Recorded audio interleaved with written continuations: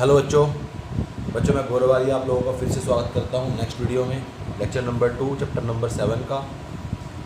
आज के इस दूसरे लेक्चर में बच्चों हम लोग डिस्कस करने वाले हैं फॉर्मूला नंबर 2 और फॉर्मूला नंबर 3 के बारे में। बड़े इंपॉर्टेंट फॉर्मूले हैं बच्चों, चैप्टर ही बड़ा इंपॉर्टेंट है, टॉपिक बड़ा इंपॉर्टेंट है, पार्ट बड़ा इंपॉर्टेंट है। ठीक है, तो 60% पेपर इसी पार्ट से आता है। ये चीज़ ध्यान रखनी है आप लोगों ने। बड़ा ही क्रूशियल पीरियड चल रहा है अभी आपकी स्टडी का मैथ्स की, क्योंकि 7 चैप्टर 8 चैप्टर 9 चैप्टर आपस में लिंक्ड हैं। अगर 7th में दिक्कत आई तो फिर 8th और 9th के बाद ही आप समझ पाओगे, 10th चैप्टर में ही आप समझ पाओगे। तो इसलिए आपने रेगुलर होकर काम करना है। सारा का सारा फॉर्मूले और प्रैक्टिस का खेल है। ठीक है, डेली की डेली प्रैक्टिस और फॉर्मूले याद करने का ही खेल है और कुछ नहीं है इसके अंदर। तो जो बच्चा ये सब नहीं कर पाएगा फिर उसके लिए कोई स्कोप नहीं है। ठीक है, तो अब कुछ बचे हुए क्वेश्चन डिस्कस करेंगे बच्चों, लेकिन वो करने से पहले हम लोग पहले फॉर्मूला नंबर 2 स्टडी करते हैं कि क्या होता है। फॉर्मूला नंबर 2 कहता है कि अगर आपके पास कोई भी फंक्शन दे रखा है आपको, लीनियर फंक्शन टाइप का, लीनियर होना चाहिए, लीनियर फंक्शन दे रखा है और उसको इंटीग्रेट करना है। मान लेते हैं उसका इंटीग्रेट f का इंटीग्रेशन g हो जाता है। लेकिन अगर लीनियर फंक्शन है तो x का कोफिशिएंट जो भी है, इंटीग्रेशन करने के बाद x का जो कोफिशिएंट है उससे आपने डिवाइड करना है। तो ये आपका फॉर्मूला नंबर 2 कहता है। क्या कहता है फॉर्मूला नंबर 2? दोबारा फिर सुनो कि अगर आपको पता है कि f का इंटीग्रेशन g होता है और आपका फंक्शन लीनियर था, तो x का जो कोफिशिएंट है वो डिवाइड में आएगा। x का कोफिशिएंट कहाँ आएगा? डिवाइड में आएगा। कुछ क्वेश्चन करते हैं बच्चों इसके ऊपर बेस्ड। क्वेश्चन नंबर 1 है एक्सरसाइज 7.1 का, पेज नंबर 299 के ऊपर 299। तो फर्स्ट क्वेश्चन कहता है साइन 2x का डेरिवेटिव इंटीग्रेशन। देखो आपको पता है साइन का इंटीग्रेशन क्या होता है? Minus cos. तो लिख दिया मैंने साइन का इंटीग्रेशन माइनस कोस। लेकिन क्योंकि ये टर्म लीनियर थी, 2x एक लीनियर टर्म है जिसमें x की हाईएस्ट पावर 1 है, तो अपॉन में क्या आएगा? जो x के साथ लिखा हुआ है x का कोफिशिएंट वो साथ में आ जाएगा। ठीक है, इस तरीके से आपका फॉर्मूला नंबर 2 काम करता है। और देखो ज़रा, कोस 3x dx लिखा हुआ है, तो कोस का इंटीग्रेशन क्या होता है? साइन 3x के अंदर तो 3x एक लीनियर टर्म है, तो x का कोफिशिएंट अपॉन में प्लस c इंडेफिनेट के लिए। ठीक है, तो ये आपने ध्यान रखना है कैसे इनके इंटीग्रेशन कर रहे हैं। ईजी सा काम है बिल्कुल। e की पावर 3x dx, e की पावर x का इंटीग्रेशन e की पावर x, तो e की पावर 3x का इंटीग्रेशन e की पावर 3x, x के साथ जो लिखा है वो अपॉन में प्लस c, तो ये इसका आंसर है। ठीक है, इसी तरीके से आप क्वेश्चन नंबर 4 को भी कर सकते हो। ये सारे 7.1 के क्वेश्चन हैं। अगर आपने इस क्वेश्चन को करना है, देखो एक लीनियर टर्म है, पावर 2 है, तो इनका इंटीग्रेशन कैसे होता है? पावर में एक ऐड अपॉन में सेम पावर, लेकिन एक लीनियर टर्म थी तो x का जो कोफिशिएंट है वो अपॉन में आ जाएगा। ठीक है, फॉर्मूला नंबर 2 बड़ा इंपॉर्टेंट है। x का कोफिशिएंट अपॉन में कब आता है? जब एक लीनियर टर्म होती है। तो ये इंपॉर्टेंट है कि कब अपॉन में आएगा। ठीक है, कभी आप इसमें गलती कर दो। Question number 5, question number 6 same है बिल्कुल, वो आप ट्राई कर सकते हो, इसी प्रोसीजर पे है। काफ़ी सारे क्वेश्चन बच्चों इसी प्रोसीजर पे हम लोग 7.2 एक्सरसाइज में भी करेंगे। फॉर्मूला नंबर 2 आपको अच्छे से आना चाहिए। फॉर्मूला नंबर 2 क्या कहता है कि अगर आपको पता है फंक्शन का इंटीग्रेशन क्या है और वो चीज़ लीनियर में है, तो x का कोफिशिएंट आपने डिवाइड में लेके आना है, x का कोफिशिएंट आपने डिवाइड में लिखना है। ठीक है, तो बच्चों पॉज करके वीडियो को नोट डाउन कर लेना चीज़ों को। अभी 7.1 एक्सरसाइज में ना 2 क्वेश्चन और बचते हैं हमारे, 13th और क्वेश्चन नंबर 19। ठीक है, ये 2 क्वेश्चन ऐसे हैं जो आपसे हो सकता है ना हो पाए। ठीक है, तो 13th में करा देता हूँ आपको और साथ में आपको मैं क्वेश्चन नंबर 19 भी करा देता हूँ। 13 में आपके सामने लिखा हुआ है x³ - x plus x - 1 upon में x - 1। इस चीज़ का इंटीग्रेशन करना है हमने। ठीक है, और यहाँ लिखा हुआ है आपके पास सेकंड स्क्वायर x अपॉन में कोसेकेंड स्क्वायर x dx। ठीक है, तो स्टार्ट करते हैं बच्चों। यहाँ से देखो x स्क्वायर को आप कॉमन निकाल सकते हो। जब 2 टर्म में से x स्क्वायर कॉमन निकाल लोगे तो बचेगा x - 1। यहाँ भी x - 1 बच गया, अपॉन में भी x - 1 है, साथ में dx लिखा हुआ है। फिर इसमें से x - 1 को आप कॉमन निकाल लो तो क्या बचेगा? x स्क्वायर प्लस 1, क्योंकि यहाँ से तो पूरा कॉमन चला गया तो 1 ही बचा। यहाँ से x - 1 कॉमन चला गया। नीचे आपका x - 1 पुराने ज़माने से ही है, आपस में ये कटेंगे, आपके पास आ जाएगा x square plus 1 dx। x square का इंटीग्रेशन पावर में एक ऐड बाय सेम पावर, 1 का इंटीग्रेशन x इंडेफिनेट था प्लस में c, that is your answer. ठीक है, तो ये आपका आंसर है। उम्मीद है बच्चों आपको ये चीज़ें समझ में आ रही हैं, ईजी हैं। ठीक है, मुश्किल नहीं है। ये वाला क्वेश्चन भी देख लेते हैं बच्चों। देखो सेकंड स्क्वायर किसका रेसिप्रोकल होता है? सेकंड कोस का। तो सेकंड स्क्वायर को आप लिख सकते हो 1 बाय कोस, और कोसेकंड स्क्वायर को लिख सकते हो 1 बाय साइन। तो ये साइन बन के ऊपर आ जाएगा, सीकेंट कोस बन के नीचे आ जाएगा, ठीक है। साइन बाय कोस कितना होता है, टेंजेंट। और आपको एक फॉर्मूला आता होगा 10th क्लास में, वो फॉर्मूला क्या कहता था, वो फॉर्मूले मैं यहाँ लिखवा देता हूँ, इसको आप नोट डाउन कर लेना, ठीक है। ये तो आपने समझ चुके हो। तो कुछ फॉर्मूले होते थे बच्चों 10th क्लास के अंदर। पहला फॉर्मूला होता था sine square theta plus cos square theta equal to 1। दूसरा फॉर्मूला होता था tan square theta equal to secant square theta minus 1। और थर्ड होता था cot square theta equal to cosecant square theta minus 1, ठीक है। तो अब देखो ज़रा, टेन स्क्वायर थीटा का फॉर्मूला लिख दो, सीकेंट स्क्वायर एक्स है ना यहाँ पे, तो एक्स डालो माइनस 1 और डी एक्स। सीकेंट का इंटीग्रेशन बच्चों आपको पता है टेंजेंट होता है, 1 का आपको पता है एक्स होता है, इंडेफिनिट था प्लस में सी लगा दिया, तो दैट इज़ योर आंसर। ये तीनों फॉर्मूले मस्ट है बच्चों, ये आप याद कर लेना, साथ में लिख लेना, नोटबुक पे भी लिख लेना, याद भी कर लेना, ठीक है। तो ये आपका क्वेश्चन नंबर 19 था। आपकी एक्सरसाइज 7.1 पूरी कंप्लीट हो चुकी है। सिर्फ आप क्वेश्चन नंबर 22 को अभी छोड़ देना, ठीक है। फिलहाल के लिए अभी छोड़ना है, इसको बाद में डिस्कस करेंगे। है ये भी इजी, लेकिन थोड़े से डिफरेंट कंसेप्ट के ऊपर है। इसके बाद बच्चों आप 7.2 एक्सरसाइज निकाल लो, पेज नंबर 304 के ऊपर। तो अब आपने क्या करना है, थर्ड फॉर्मूला सीखना है ध्यान से। थर्ड फॉर्मूला बड़ा इंपॉर्टेंट है, फॉर्मूला नंबर फर्स्ट, सेकंड और थर्ड बड़े इंपॉर्टेंट है। उससे पहले के इंटीग्रेशन के जो फॉर्मूले हैं वो भी बड़े इंपॉर्टेंट हैं, जो मैंने लिखवाए थे 13-14 फॉर्मूले, ठीक है। तो फॉर्मूला नंबर थर्ड भी बिल्कुल फॉर्मूला नंबर 1 से मिलता जुलता है। क्या कहता है फॉर्मूला नंबर थर्ड, बड़ा ध्यान से समझना है इसको आपने। उसका फर्स्ट पार्ट कहता है कि अगर आपके पास कोई भी फंक्शन लिखा हुआ है और फंक्शन की पावर n है और साथ में फंक्शन का डेरिवेटिव भी लिखा हुआ है, ठीक है। कोई भी फंक्शन है, फंक्शन की पावर n है और साथ में उस फंक्शन का डेरिवेटिव है, ठीक है। तो आपने इसको कैसे इंटीग्रेट करना है, फंक्शन की पावर में एक ऐड करना है और अपॉन में सेम पावर प्लस, ठीक है। और ये हर उस जगह पे अप्लाई होगा जहाँ पे n की वैल्यू -1 के बराबर नहीं है, क्योंकि अगर n की वैल्यू -1 होगी तो यहाँ नीचे 0 आ जाएगा, 1 से 1 कट के 0 आ जाएगा। समथिंग बाय 0 होता है नॉट डिफाइंड, ठीक है। तो फिर वहाँ से गड़बड़ होनी स्टार्ट हो जाएगी। तो इसलिए मैंने आपको बोला है कि n की वैल्यू -1 नहीं है, तभी ये फॉर्मूला अप्लाई होता है। तो क्या कहता है फॉर्मूला, दोबारा फिर सुनो। फंक्शन अगर आपके पास है, फंक्शन की कुछ पावर है, साथ में फंक्शन का डेरिवेटिव पड़ा है, फंक्शन का डेरिवेटिव है, n पावर के साथ नहीं, सिर्फ फंक्शन का डेरिवेटिव, तो उस फंक्शन की पावर में ऐड हो जाता है अपॉन में सेम पावर, ये उसका इंटीग्रेशन है। अगर बच्चों n की जगह पे -1 है तो उसका मतलब क्या है, देखो डेरिवेटिव तो ऊपर ही रहेगा, ये चीज़ नीचे आ जाएगी। फिर उसका मतलब है बच्चों कि ऊपर डेरिवेटिव पड़ा हुआ है, नीचे फंक्शन पड़ा हुआ है, ऊपर डेरिवेटिव है, नीचे फंक्शन है, तब क्या होगा, लॉग ऑफ फंक्शन हो जाएगा, log of denominator plus log के अंदर फंक्शन आ जाएगा। फिर अगर ऊपर डेरिवेटिव है, नीचे फंक्शन है, नीचे फंक्शन की पावर 1 है, नीचे फंक्शन की बच्चों पावर भी 1 होनी चाहिए, ठीक है।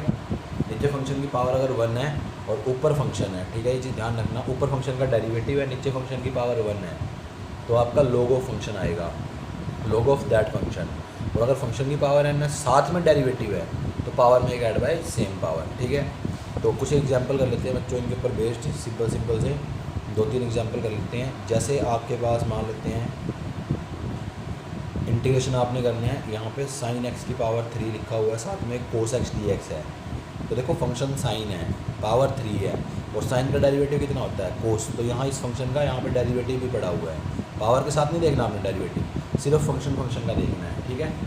तो साइन की पावर 3 थी, साइन एक फंक्शन था, पावर 3 थी, साथ में उस फंक्शन का डेरिवेटिव था। तो आपने क्या करना है, पावर में एक ऐड अपॉन में सेम पावर प्लस सी, ठीक है। अगला एग्जांपल देखो बच्चों ज़रा, अगर आपके पास मान लो लिखा हुआ है टेंजेंट की पावर 4x या टेंजेंट 4x और यहाँ पे लिखा हुआ है सीकेंट स्क्वायर x dx। तो आपको पता है टेंजेंट एक फंक्शन है, पावर 4 है और साथ में टेंजेंट का डेरिवेटिव है। कई बच्चे सोचते हैं कि सर ये भी तो फंक्शन है, यहाँ भी तो पावर है, पर बच्चों क्या इस फंक्शन का साथ में डेरिवेटिव है, नहीं है, ये इसका डेरिवेटिव है। टेन का डेरिवेटिव आपको पता है सीकेंट स्क्वायर x होता है, सीकेंट का डेरिवेटिव 10 तो नहीं होता अकेला, उसको ऐसे नहीं मान सकते आप, ठीक है। टेंजेंट 4x, टेंजेंट की पावर 4 है और साथ में टेंजेंट का डेरिवेटिव है, तो पावर में एक ऐड करना है और अपॉन में same power plus, that is your answer, ठीक है। वहीं अगर आपके पास इस तरीके से लिखा होता कि मान लो आपके पास लिखा होता 1 अपॉन में x log x, तो देखो फंक्शन आपका क्या है, नीचे पड़ा हुआ है log x और साथ में क्या उसका डेरिवेटिव पड़ा हुआ है ऊपर डेरिवेटिव पड़ा हुआ उसका 1/x, देखो 1/x ऊपर ही तो है। 1/x को आप इस तरीके से लिख लो या 1/x लिख लो, एक ही बात है, ठीक है। इस चीज़ को आप इस तरीके से भी लिख सकते हो, 1/x/में log x। तो देखो बच्चों, अब इस तरीके से अगर आपने लिख लिया इसको, तो अब क्या बना, नीचे फंक्शन की पावर कितनी 1 और ऊपर log x का डेरिवेटिव, ऊपर उस फंक्शन का डेरिवेटिव है। तो आंसर में क्या आता है, ये फंक्शन log के अंदर आ जाएगा। तो एक तो log पहले से था, एक log अब आ गया, प्लस log के अंदर आ जाता है प्लस, ठीक है। तो उम्मीद है ये एग्जाम्पल भी आपको समझ में आए हैं। एक एग्जाम्पल लास्ट और ले लेते हैं ताकि थोड़ी सी और क्लैरिटी हो जाए आपको। मान लो आपके पास लिखा हुआ है, ऊपर आपका लिखा हुआ है कोस, नीचे आपका लिखा हुआ है साइन। तो नीचे फंक्शन साइन, उसकी पावर नीचे 1 और ऊपर साइन का डेरिवेटिव, नीचे फंक्शन ऊपर डेरिवेटिव, तो क्या आ जाता है log ऑफ साइन आ जाएगा, ठीक है, प्लस। तो उम्मीद है आपको ये फॉर्मूला नंबर 3 भी अच्छे समझ में आ गया है। एक चीज़ हमेशा ध्यान रखना ज़िंदगी में कि फॉर्मूला नंबर 2 और फॉर्मूला नंबर 3 कभी भी इकट्ठे नहीं लग सकते, ठीक है, कभी भी इकट्ठे नहीं लगेंगे, ये चीज़ ध्यान रखनी है। और कोई भी फॉर्मूला इकट्ठे लग सकते हैं, बट 2 और 3 कभी इकट्ठे नहीं लग सकते, ठीक है। कभी भी फॉर्मूला नंबर 2 और फॉर्मूला नंबर 3 इकट्ठे नहीं लगेंगे, ये चीज़ ध्यान रखनी है। फॉर्मूला नंबर 2 लगाते टाइम 3 का यूज़ नहीं करोगे, 3 लगाते टाइम 2 का कोई यूज़ नहीं होगा, ठीक है। एक्स के कोएफिशिएंट से कोई डिवाइड नहीं कराना। अगर आप फॉर्मूला नंबर 3 लगा रहे हो तो आप 2 का यूज़ नहीं करोगे, ठीक है। ये आपने अपनी माँ की कसम खा लेनी है यहाँ पे कि अगर 3 लगा रहे हैं तो 2 का यूज़ नहीं करेंगे, ठीक है। खाओ फटाफट कसम। अगर कसम खा ली है आपने तो अब आप 7.2 एक्सरसाइज करना स्टार्ट करते हैं हम लोग। ये फॉर्मूले आपको अच्छे से ही ध्यान होने चाहिए, इनको लिख लिख के देख लेना और इन एग्जाम्पल्स की प्रैक्टिस कर लेना। तभी देखो, ये तो आपकी पहचान प्रैक्टिस से आएगी कि फंक्शन कहाँ है, फंक्शन की पावर कितनी है, साथ में डेरिवेटिव है या नहीं है, या ऊपर डेरिवेटिव है, नीचे फंक्शन की पावर 1 है। ये तो आप जब ज़्यादा से ज़्यादा प्रैक्टिस करोगे तब आपके माइंड में अपने आप आनी स्टार्ट हो जाएगी, ठीक है। कभी आप सोचो देखो सर तो कर रहे हैं, हमें तो नहीं पता चल रहा कि कहाँ फंक्शन है कहाँ डेरिवेटिव है, ठीक है। तो वो आपको प्रैक्टिस से आएगा, ठीक है। हर एक बंदे का अपना टाइम जोन होता है, तो इसमें घबराने वाली बात नहीं है कि सर को तो कैसे पता चल रहा है कि यहाँ पे फंक्शन है, यहाँ पे पावर है, यहाँ डेरिवेटिव है, और हमें नहीं पता चल रहा। ये तो धोखे वाली बात है, ऐसा नहीं सोचना आपने, ठीक है। ये सारा प्रैक्टिस का खेल है, आपने प्रैक्टिस करनी है ज़्यादा से ज़्यादा। तो आगे बढ़ते हैं, आप देखते हैं। देखो ऊपर डेरिवेटिव पड़ा हुआ है, नीचे फंक्शन की पावर कितनी है 1, पूरा ये फंक्शन है उसकी पावर 1 है, ऊपर डेरिवेटिव है, क्योंकि 1 का डेरिवेटिव 0, x स्क्वायर का डेरिवेटिव 2x। तो आंसर कितना आएगा, आंसर आ जाएगा log के अंदर फंक्शन और प्लस में c, ठीक है। आंसर आ गया log के अंदर फंक्शन प्लस में c। देखो यहाँ फंक्शन है log x, उसकी पावर है और साथ में क्या डेरिवेटिव है। ऐसे लगेगा डेरिवेटिव नीचे है, पर डेरिवेटिव नीचे नहीं है बच्चों, ध्यान रखना हमेशा ज़िंदगी में कि log x का डेरिवेटिव होता है 1/x, और 1/x तो साथ में ही लिखा हुआ है इसके, लेकिन देखने में ऐसा लग रहा है कि नीचे है, नीचे नहीं है, वो साथ में ही है 1/x, ठीक है। x है नीचे, 1/x तो साथ में ही है, तो फंक्शन पावर साथ में फंक्शन का डेरिवेटिव, तो पावर में एक ऐड अपॉन में same power plus c। Formula number 3 का फर्स्ट पार्ट, ठीक है। यहाँ देखते हैं, देखो अब यहाँ से कुछ नज़र नहीं आ रहा ऊपर नीचे, लेकिन थोड़ी सी प्रैक्टिस या थोड़ी सी आपकी समझ बढ़ जाएगी तो आपको पता चलेगा कि नीचे से आपने x को कॉमन लेना है, ये 1 प्लस log x बचेगा। अब देखो ये 1/x है, तो 1/x को आप इस तरीके से भी लिख सकते हो, मैंने थोड़ी देर पहले भी बताया था आपको, और नीचे log x है, देखो बन गया। यहाँ कुछ नज़र नहीं आ रहा था ऊपर नीचे कुछ है या नहीं है, या साथ में कुछ है या नहीं है, पर सारी चीज़ें बन गई हैं। फंक्शन है नीचे, फंक्शन की पावर 1 है और ऊपर उस फंक्शन का डेरिवेटिव है, 1 का डेरिवेटिव 0, log x का डेरिवेटिव 1/x।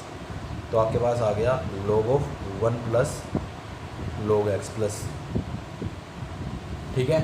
तो उम्मीद है आपको इस सारे समझ में आ रहे हैं, कोई प्रॉब्लम आपको क्रिएट नहीं हो रही है बच्चों। कई बार क्या होता है, कई बार ना एक इम्पोर्टेंट चीज़ और समझना, जैसे क्वेश्चन नंबर 8 है आपका, क्वेश्चन नंबर 8, हर क्वेश्चन आपको कुछ ना कुछ सिखा रहा है। क्वेश्चन नंबर 8 में आपके पास लिखा हुआ है 1 प्लस 2x स्क्वायर की पावर 1/2, पर क्वेश्चन में रूट लिखा हुआ है यहाँ पे, तो रूट का मतलब वही है पावर 1/2। देखो ये फंक्शन है, ऊपर पावर है 1/2, इसका डेरिवेटिव करना, 1 का डेरिवेटिव 0 और 2x स्क्वायर का डेरिवेटिव 4x। तो क्या 4x है बाहर, नहीं है, लेकिन 4x बनाया तो जा सकता है बाहर, 4 से डिवाइड करा दो, 4 से मल्टीप्लाई करा दो। तो कई बार आपको थोड़ी सी मैनिपुलेशन भी करनी पड़ जाएगी। 4 से डिवाइड, 4 से मल्टीप्लाई कराया, आप कभी भी कांस्टेंट से मल्टीप्लाई डिवाइड करा सकते हो, क्योंकि कांस्टेंट बाहर भी जा सकता है। तो 4 से डिवाइड, 4 से मल्टीप्लाई करा दिया, ये फंक्शन, ये उसकी पावर, और इस फंक्शन का ये डेरिवेटिव 4x यहाँ पे, तो फंक्शन की पावर में एक ऐड बाय सेम पावर, पर 1/4 तो बाहर बेचारा एज इट इज़ है, उसने तो आपको कुछ नहीं बिगाड़ा। तो 1 + 2x², इसकी पावर में एक ऐड अपॉन में सेम पावर, तो यहाँ कैंसिल आउट हो गया, 2 आ गया, तो ये आपके पास आ गया 1/2 × 3 6, और ये आ गया 1 + 2x² की पावर 3/2 प्लस c। ठीक है, प्लस c आप बेशक यहाँ से लगाना शुरू कर देना, यहाँ भी लगा सकते हो प्लस c, जब आपका इंटीग्रेशन हो जाए तो प्लस c आप लगा सकते हो, आपको लाइसेंस मिल जाता है। ठीक है, तो ये चीज़ नोट कर लेना ध्यान से। उम्मीद है बच्चों आपको इतना समझ में आ रहा है। अगर फिर भी कोई प्रॉब्लम आपको आ रही है, कोई दिक्कत आ रही है, परेशानी आ रही है, तो आप और क्वेश्चन देखते रहो। एक बार क्वेश्चन नंबर 9 देखो ज़रा, क्वेश्चन नंबर 9 भी देखो। इसके बाद क्वेश्चन नंबर 9 में क्या बोला हुआ है, क्वेश्चन नंबर 9 के अंदर आपके पास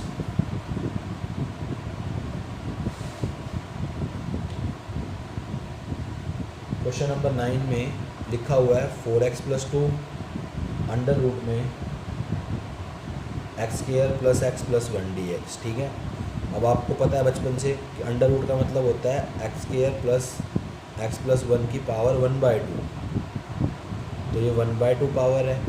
इसका देखो ये फंक्शन है, ये पावर है, और इसका डेरिवेटिव कितना होगा, इसका डेरिवेटिव होगा 2x + 1, लेकिन बाहर तो 4x + 2 है, तो इसमें से ना 2 कॉमन निकाल लेते हैं, 2 बाहर निकाल लिया, तो 2 बाहर निकालने पे यहाँ क्या बचेगा 2x, और 1 की जगह पे क्या 2 की जगह पे क्या बचेगा 1, तो ये आपके पास आ गया 2 फंक्शन की पावर साथ में डेरिवेटिव, क्योंकि x² का डेरिवेटिव 2x, x का 1, 1 का 0। ठीक है, तो पावर में एक ऐड और अपॉन में सेम पावर, तो पावर में एक ऐड करोगे तो 3/2, और अपॉन में सेम पावर लिखोगे 3/2, तो ये 2 ऊपर आएगा। ठीक है, तो आपके पास आ गया 4x² + x + 1 की पावर 3/2 अपॉन में 3 + c।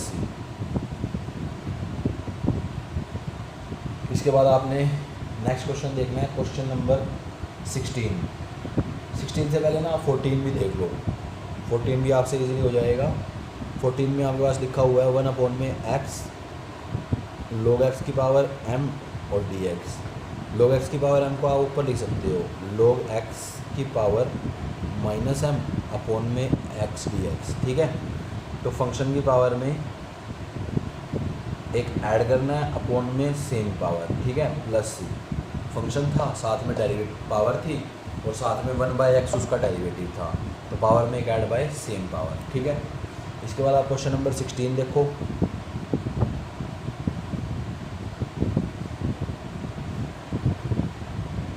में आपके सामने क्या लिखा हुआ है, e की पावर 2x + 3 dx लिखा हुआ है।